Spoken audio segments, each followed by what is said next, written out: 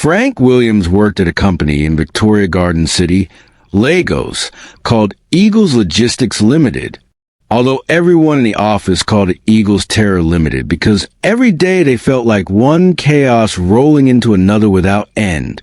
The beautiful, reflective glass facade of the office block was a cruel joke.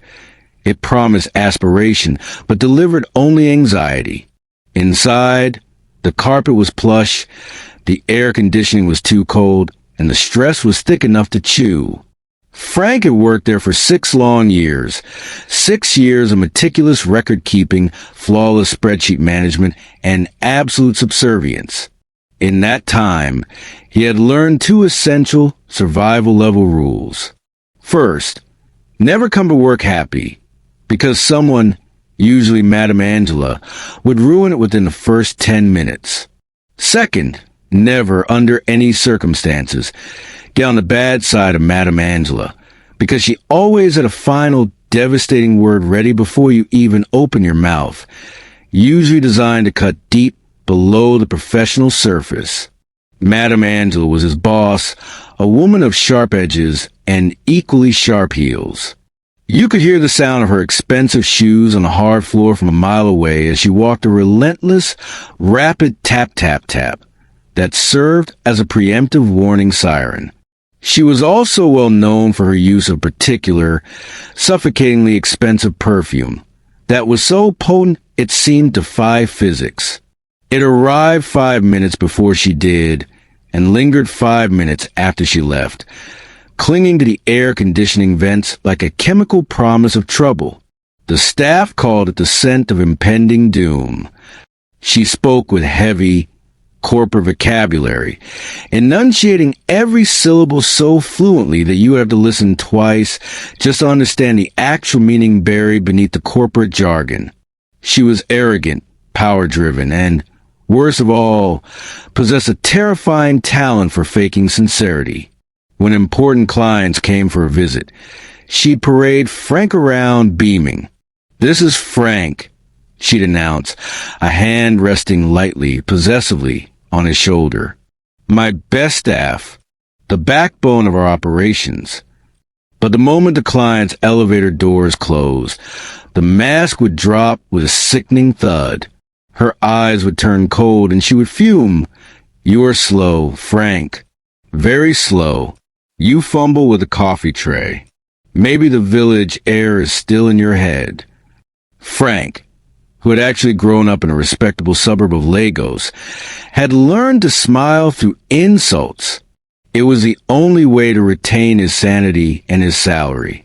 He smiled the way people smile through sour soup, a tight, pained grimace that signaled endurance, not enjoyment.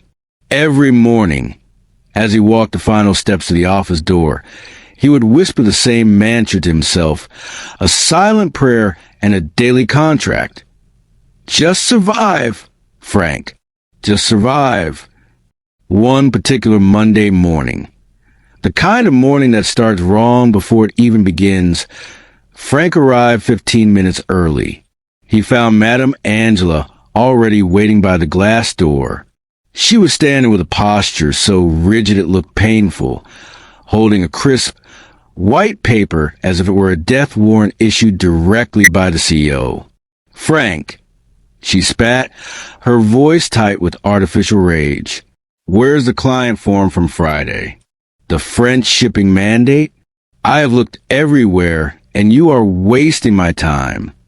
Frank blinked once, his mind running through the weekend. "Madam, you took it home on Friday when you—" He began before he could even finish the sentence. She coughed him off with a loud, theatrical noise. "Don't make excuses, Mr. Williams.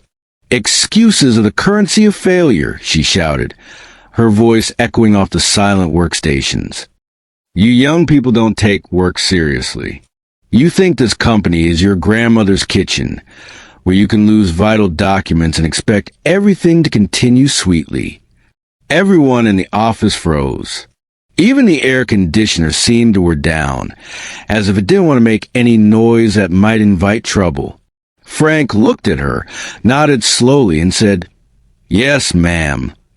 The way a wise man says yes when he knows no amount of talking, logic, or explanation can save him from the thunderstorm currently raging overhead. Later that day, she called everyone into the meeting room. She spoke for a full hour about discipline, attention to detail, and accountability. But every 5 minutes, she found a way to smoothly pivot and use Frank as the primary, living example of corporate failure. We cannot all be like Frank, who forgets files and requires constant supervision, she said, flashing a false, dazzling smile at the rest of the staff as if she were announcing a birthday party. Frank sat there with a straight face. Inside, he wasn't crying or panicking. He was doing mental push-ups, trying desperately not to explode, trying to contain the pressure cooker of 6 years of resentment. When lunchtime came, she told everyone else to enjoy their breakfast, but ordered Frank to stay behind and fix a highly sensitive report that she had destroyed by deleting the wrong column. "You must redo this before 5 p.m., she commanded. Then she put on her huge, expensive sunglasses, picked up her designer handbag, and added, "I am going to an important client meeting. Try not to make me ashamed again." Frank knew that the important client meeting was actually at the exclusive hair salon across the road from VGC, where she went every Monday. But Frank couldn't say a word. He stayed until evening, typing, fixing the mangled report, and cursing quietly in his ancestral language, Ashawambo, under his breath. He told himself that this job was teaching him patience. But he was slowly starting to suspect that patience was just another word for suffering. When he finally finished, he emailed the corrected document to her. He received no thank you, only a terse one-line message that said, "Good. That is how you should have done it the first time."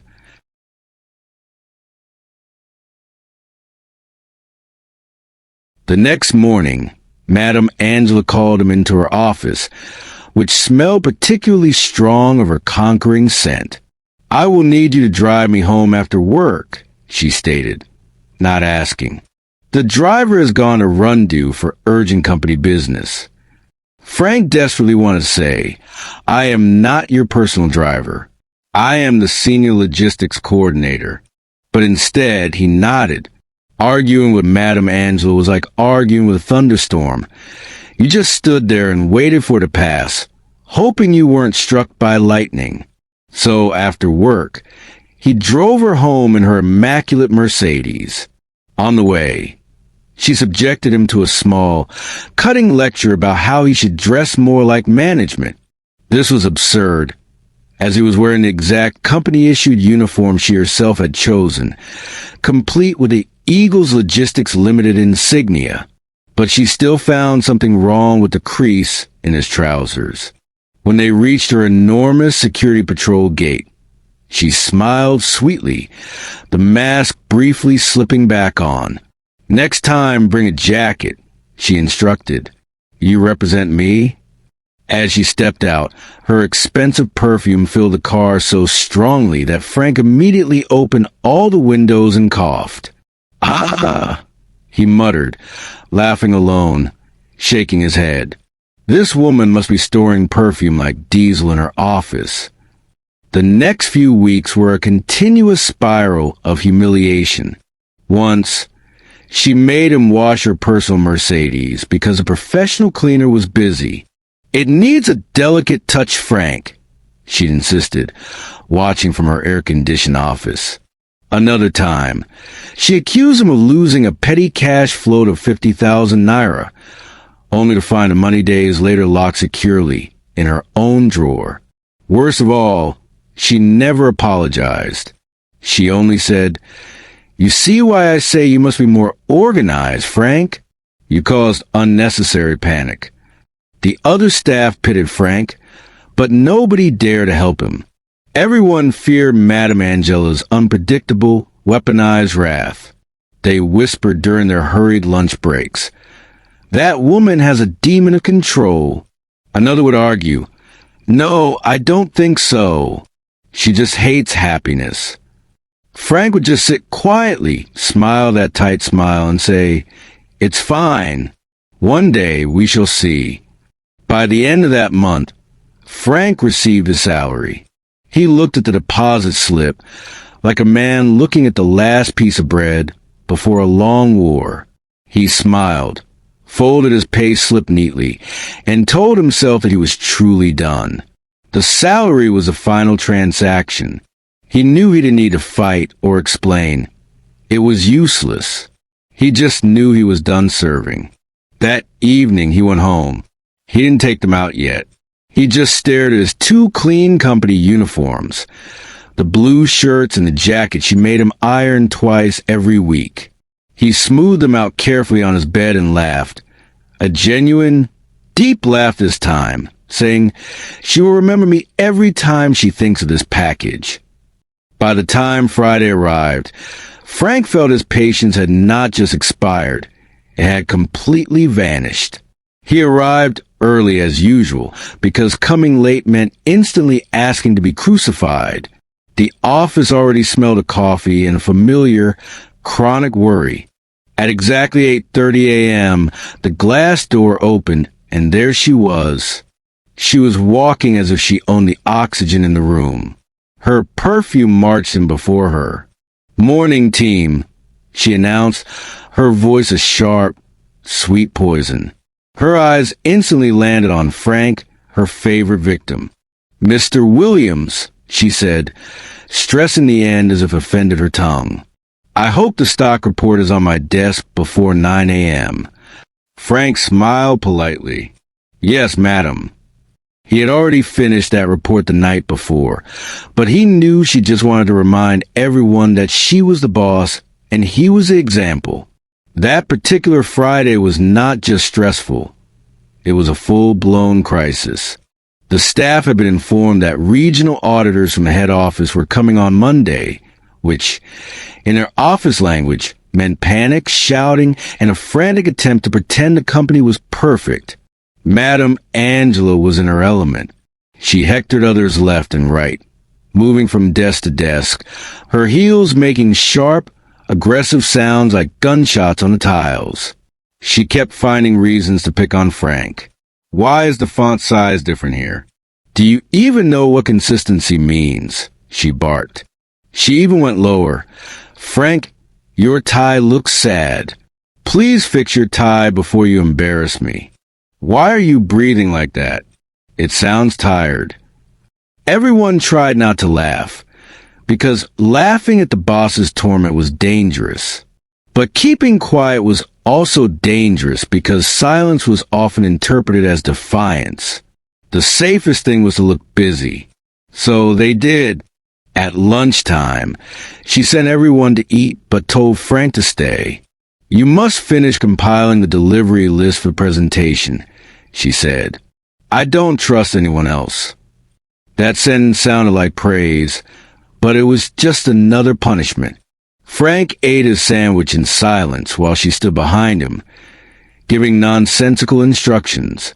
"Add more numbers there," she said, even though the spreadsheet logic made no sense.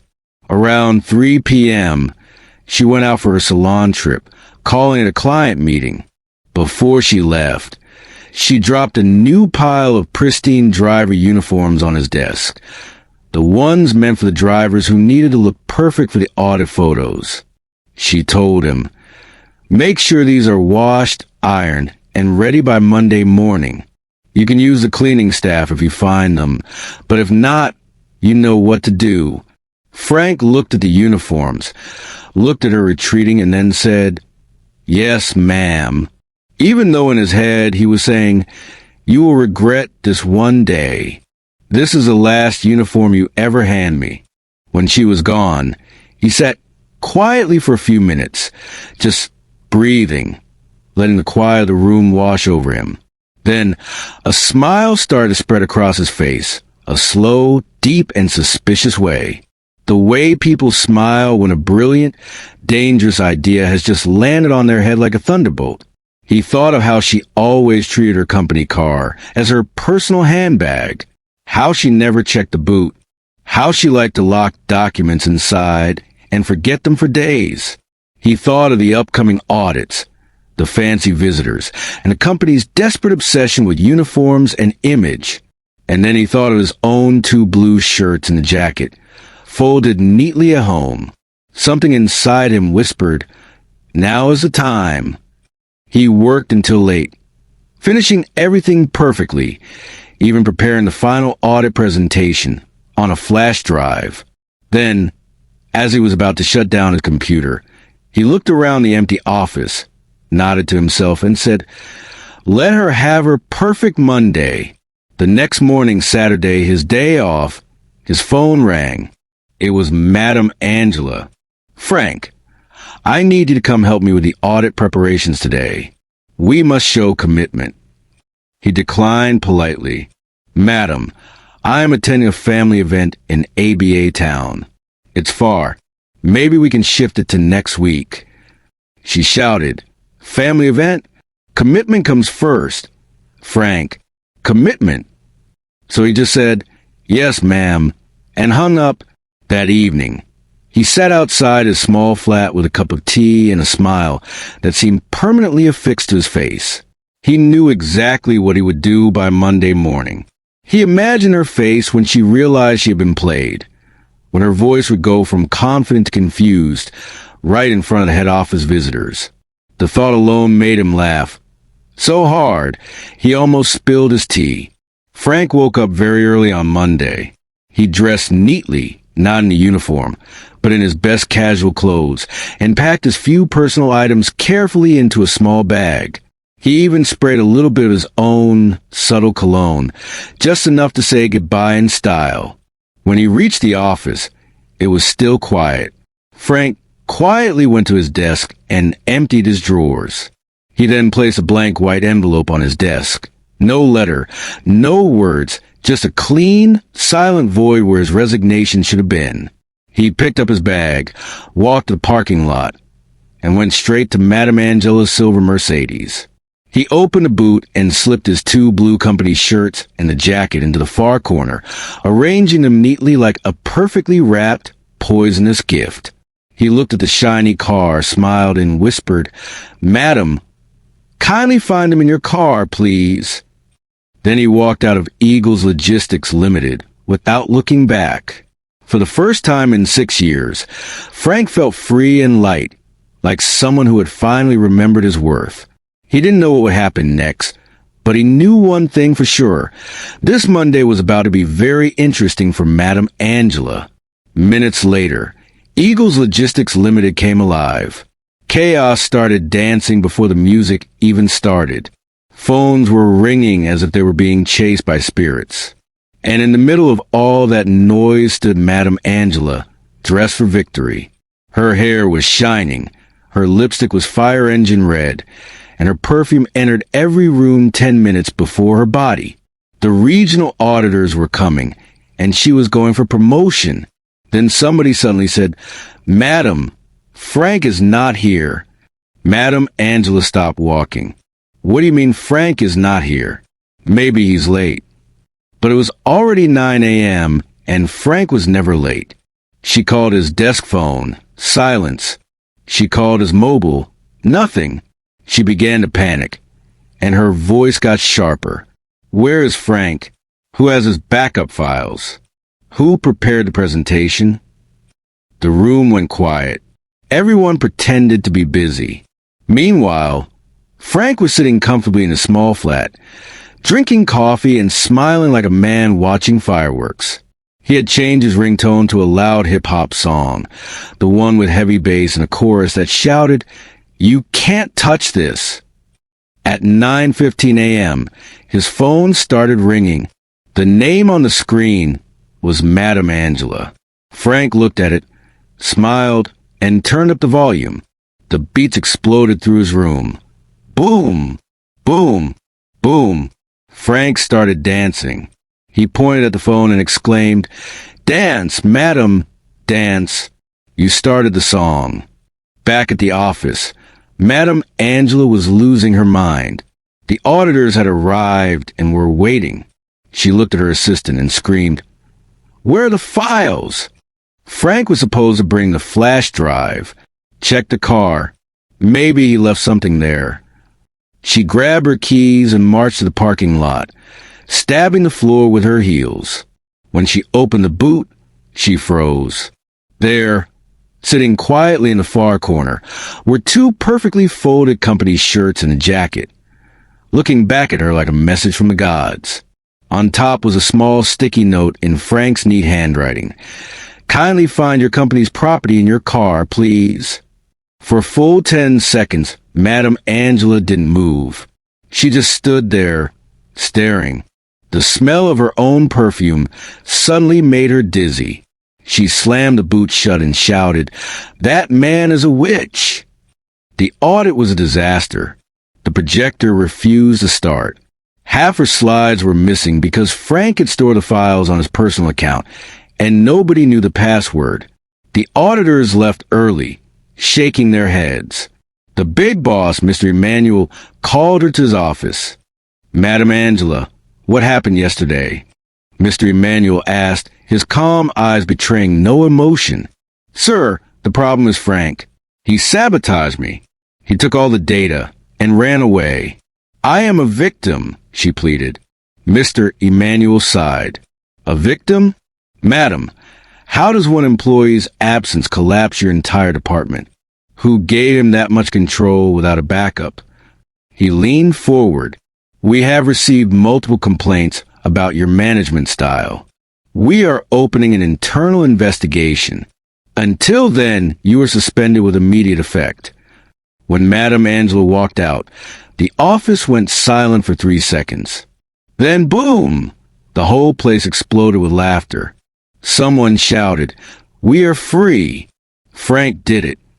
Meanwhile, Frank was home, cooking eggs and dancing to another song. He looked at his phone. A new message. "Kindly return our property, please." Frank laughed until he almost dropped his spoon. He tapped back slowly, enjoying every letter. "Kindly find them in your car, please." The uniform revenge became the office legend. Madame Angela was demoted and transferred to a dusty branch outside the city. She went from managing 20 staff to managing 2, 1 driver and 1 cleaner. The worst part? Every time she opened her car boot, she could still smell the faint, clean scent of the washing powder Frank had used on those shirts. It haunted her like the spirit of revenge, living rent-free in her car. Frank, now the chairman of peace at his new company, was loved by everyone. On Fridays, the first song on the playlist was always the hip-hop ringtone. When it started, everyone would shout, "Frank, show us the dance." And Frank would stand up, rolling his shoulders in the slow, proud dance of a man who beat evil with nothing but style, a smile, and a perfectly folded uniform. Hi, besties. I hope you enjoyed the story as much as I did. What are your thoughts on this one? Do you think Frank did too much, or that his revenge was just enough? What would you do in his situation? Would you also pull a Frank, or are you a lover of peace? I would love to hear your thoughts in the comment section. Share the story with your loved ones and give the story a thumbs up. Subscribe to this channel if you've not done so by now. Until I bring another story your way. Bye.